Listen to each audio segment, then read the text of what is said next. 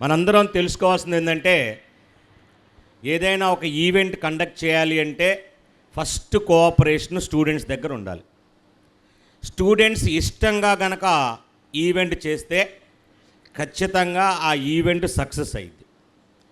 ఈ ఈవెంట్లో స్టూడెంట్స్ యొక్క కంట్రిబ్యూషన్ 100కి 150% ఉంది కాబట్టి ఈ ఈవెంట్ సక్సెస్ అయింది అని నేను నమ్ముతా ఉన్నాను.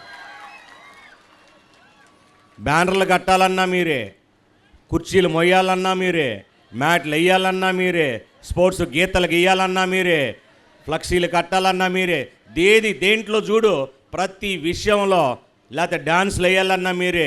20 నిమిషాలు ఫ్లాష్ మాబ్ అండి, చూస్తానికే నాకు అలుపు వస్తుంది, యాక్టానికి వాళ్ళకి ఎట్లా ఊపు వస్తుందో నాకు అర్థం కాల. ఆ మ్యాచ్లు చూస్తుంటే వాలీబాల్ కానీ, కబడ్డీ కానీ, ఖోఖో కానీ కష్టపడి ఎంత బాగా ఆడుతున్నారు, ఎంత స్పోర్ట్స్మెన్ స్పిరిట్స్తో ఆడుతున్నారు.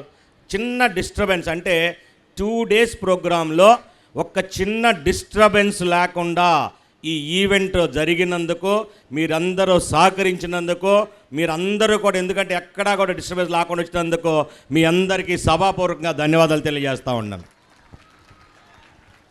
అలాగే ఇక్కడ మనం స్పీచ్ చెప్పుకోవచ్చు, కానీ లేట్ అయింది మనకి. కాబట్టి స్పీచ్ గురించి కాకుండా I should say thanks to the members who are contributed here.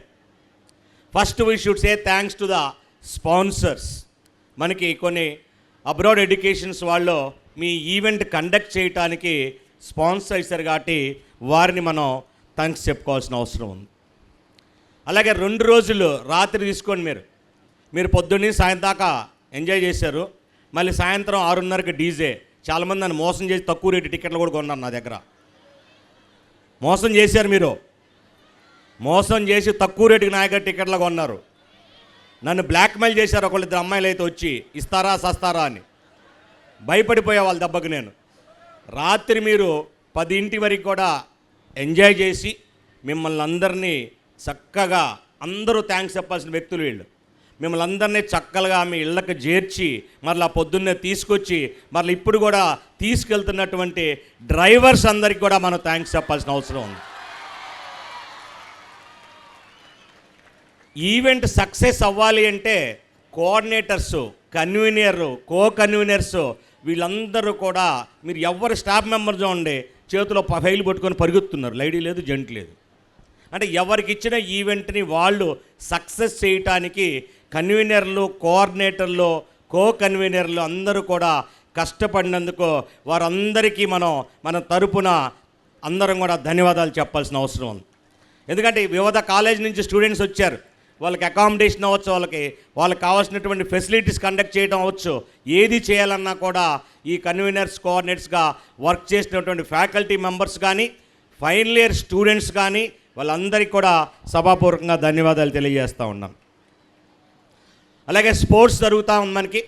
Sports జరుగుతుంటే స్పోర్ట్స్కి కావాల్సినటువంటి ఫెసిలిటీస్ కండక్ట్ చేయడానికి కానీ వివిధ ప్లేసెస్ నుంచి వచ్చినటువంటి ఎంపైర్సు, మన ఫ్యాకల్టీ మెంబరు సూర్యప్రకాష్ గారు కానీ, కిడ్స్ నుంచి వచ్చినటువంటి వెంకట్రావు గారు కానీ, సాయి గారు కానీ, ఇలా మిగతా వాళ్ళ కోఆర్డినేషన్స్ తోటి వర్క్ చేసినందుకు మనందరి తరపున స్పోర్ట్స్ కమిటీకి, స్పోర్ట్స్ కన్వీనర్స్కి, అలాగే ఈశ్వర్ గారికి అందరికీ కూడా ధన్యవాదాలు తెలియజేస్తూ ఉన్నాను.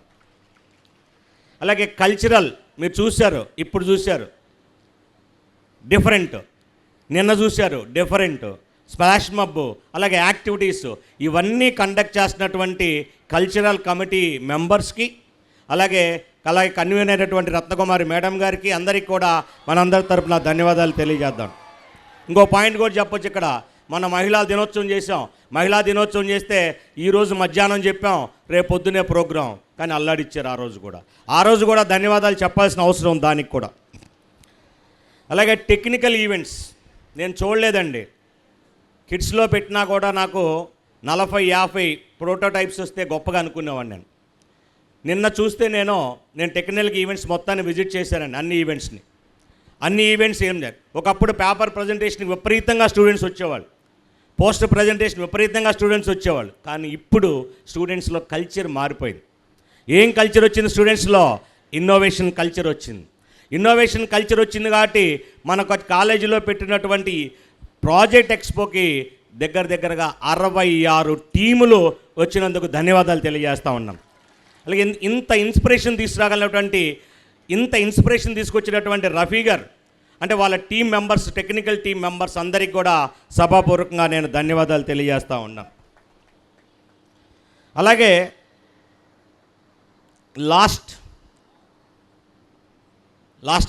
బట్ వన్, గురువుగారికి థ్యాంక్స్ చెప్పాలి. ఎందుకు చెప్పాలి? గురువుగారికి మార్చి ఫాస్ట్ని అల్లాడిచ్చాడా లేదా? ఎన్ని డ్రెస్సులు కొన్నాడో తెలియదు, ఎటు పోయి వచ్చాడో తెలియదు. చెన్నై వెళ్ళాడు, ఆ రోజు హోలిడే రూమ్ తీసుకొని బొబ్బున్నాడు, మళ్ళీ పొద్దున్న లేచి పని చేసుకొని వచ్చాడు. ఏమవసరం ఆయనకి?